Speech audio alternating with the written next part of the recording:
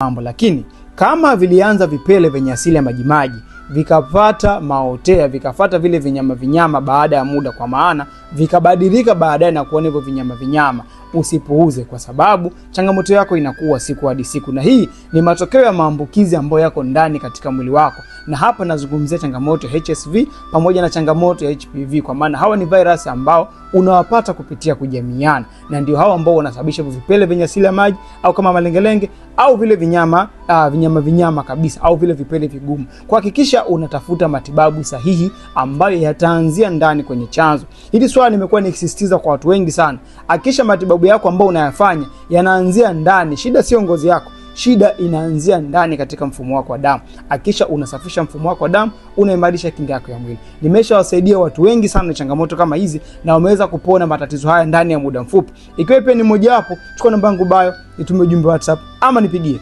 ili niweze kukusaidia.